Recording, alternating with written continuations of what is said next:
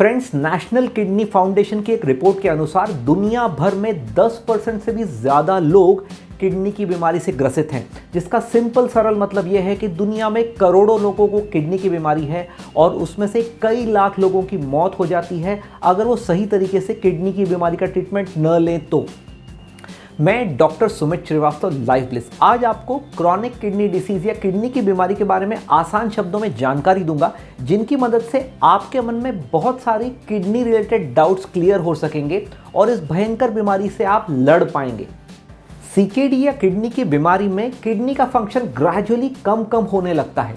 हमारी बॉडी में किडनीज का फंक्शन ये होता है कि पेशाब के सहारे से बॉडी के वेस्ट प्रोडक्ट्स बॉडी से बाहर निकाल दिए जाएं। जब भी किसी पेशेंट को किडनी की बीमारी होती है तो ऐसे पेशेंट्स में ये टॉक्सिक प्रोडक्ट्स बॉडी में रिटेन होने लगते हैं, जिनकी वजह से फ्लूइड और इलेक्ट्रोलाइट इम्बैलेंस होने लगता है और बाकी किडनी की बीमारी के सिम्टम्स सामने आते हैं। बदनसीबी से डायबिटीज और ब्लड प्रेशर की तरह क्रॉनिक किडनी डिसीज की बीमारी के अर्ली स्टेजेस में मैक्सिमम पेशेंट्स को कोई भी सिम्टम्स नहीं आते, जिसकी वजह से इस डिसीज का टाइम पर डायग्नोसिस नहीं हो पाता। ऐसा होने की वजह से कई बार डिसीज एडवांस्ड होने के बाद ही डायग्नोस हो पाती है, जिसकी वजह से ट्रीटमेंट ऑप्शंस भी कम होते हैं और पेशेंट्स को कॉम्प्लिकेशंस का खामियाजा भुगतना पड़ता है।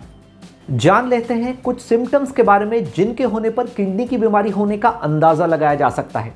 पहला सिम्टम है नौशिया या उल्टी जैसा लगना, भूख का कम होना, थकान महसूस होना, मसल में क्रैम्प्स होना, यूरिन आउटपुट का कम होना, चेहरे पे या पैरों पर सूजन होना। कुछ पेशेंट्स में स्लीप डिस्टर्बेंसेस और स्किन का ड्राई होना, ये भी सिम्टम्स देखे जाते हैं। और कई बार एडवांस डिसीज में फ्लूइड और इलेक्ट्रोलाइट इम्बैलेंस होने की वजह से बॉडी में फ्लूइड रिटेन होने की वजह से पेशेंट्स को सांस की तकलीफ हो सकती है, छाती में भारीपन हो सकता है या कई बार छाती में दर्द का भी एहसास हो सकता है। बताए गए ये सभी सिम्टम्स किडनी की बीमारी के लिए स्पेसिफिक नहीं हैं और दूसरी बीमारियों में भी अपीयर हो सकते हैं।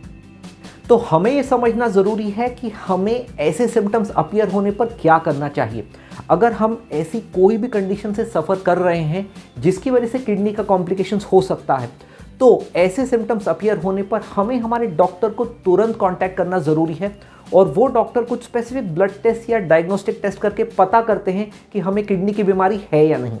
जान लेते हैं उन कंडीशंस के बारे में जिनकी वजह से क्रॉनिक किडनी डिसीज या किडनी की बीमारी होती है। दुनिया भर में कॉमनेस्ट कारण जिसकी वजह से किडनी की बीमारी देखी जाती है वो है डायबिटीज़ और ब्लड प्रेशर। कुछ रेयर केसेस में देखे जाते हैं ग्लोमेरुलोनेफ्राइटिस और इंटरस्टिशियल नेफ्राइटिस। उसी के साथ कुछ एडिशनल कॉजेज होते हैं पॉलीसिस्टिक किडनी डिसीज, पाइलोनेफ्राइटिस, जिसका मतलब होता है किडनी के अंदर का इन्फेक्शन। कुछ लोगों में प्रोस्टेट की प्रॉब्लम या किडनी स्टोन के साथ साथ कैंसर की प्रॉब्लम की वजह से भी क्रॉनिक किडनी डिसीज या किडनी की बीमारी देखी जाती है। वीडियो के इस पार्ट में मैं आपको बताऊंगा कि क्रॉनिक किडनी डिसीज को अगर टाइम पे ठीक न किया गया तो पेशेंट्स कौन से कॉम्प्लिकेशंस के शिकार हो सकते हैं। सबसे पहला और कॉमन कॉम्प्लिकेशन होता है पल्मोनरी इडीमा, जिसकी वजह से फेफड़ों में पानी भर जाता है। दूसरा कॉमन कॉम्प्लिकेशन होता है हाइपरकेलेमिया या पोटेशियम का एक हद से ज़्यादा बढ़ जाना, जिसकी वजह से छाती की धड़कन को काफ़ी नुकसान हो सकता है। उसी के साथ साथ हो सकता है अनीमिया, हार्ट डिसीज़। किडनी की बीमारी की वजह से कई बार पेशेंट्स की बोन्स वीक होने लगती हैं, जिसकी वजह से ऐसे पेशेंट्स में फ्रैक्चर होने के चांसेस बढ़ जाते हैं।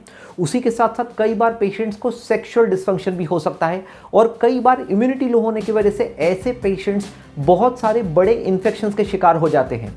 जान लेते हैं कि अगर हमको किडनी की बीमारी होने से बचाना है या उसे प्रिवेंट करना है तो क्या प्रिकॉशनरी मेजर्स फॉलो करना चाहिए।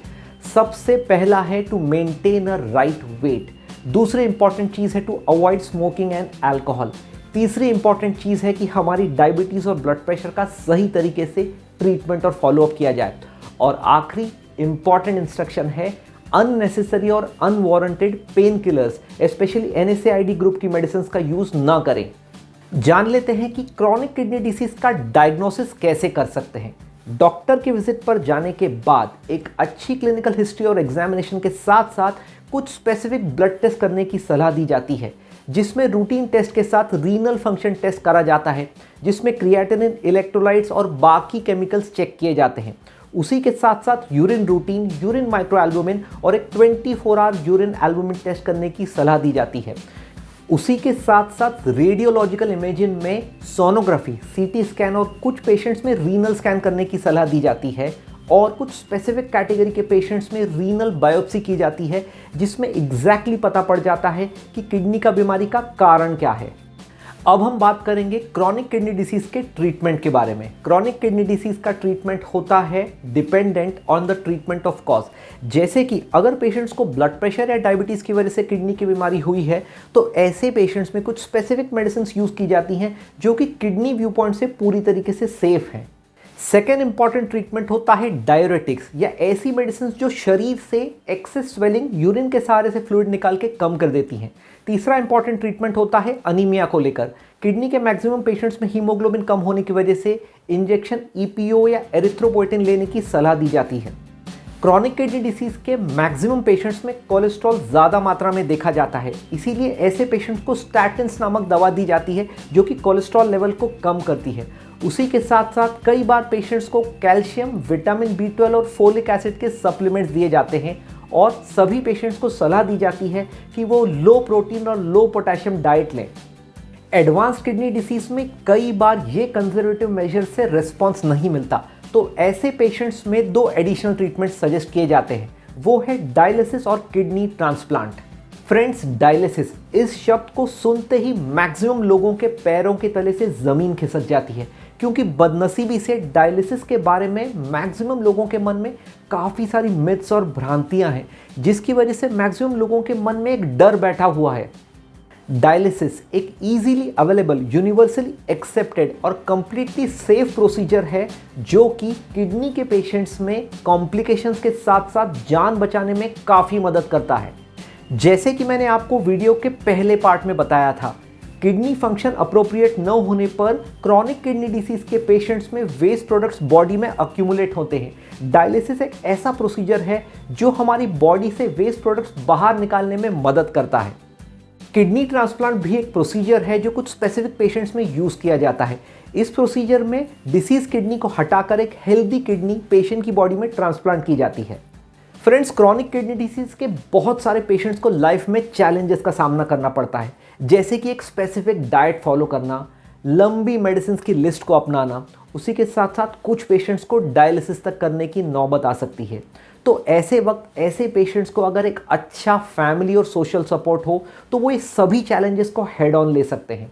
हम एज डॉक्टर्स सभी किडनी के पेशेंट्स को सलाह देते हैं कि वो अपने रूटीन को डिस्टर्ब न करें, रेगुलर एक्सरसाइज करें, अपने डॉक्टर्स के पास फॉलोअप करें और अगर उनके पहचान के कोई किडनी के पेशेंट्स हैं जो इस विपदा को झेल चुके हैं तो उनके साथ इंटरेक्ट करें, सो दैट उनका मन हल्का हो जाए और इस डिसीज से फाइट करने की उनकी हिम्मत भी बढ़ जाए। महात्मा गांधी जी का कहना था, strength doesn't come from physical capacity, it comes from a indomitable will. Friends, kidney की बीमारी से डरिएगा नहीं, उसका डट कर सामना कीजिए। Protect your kidney, lead a healthier life.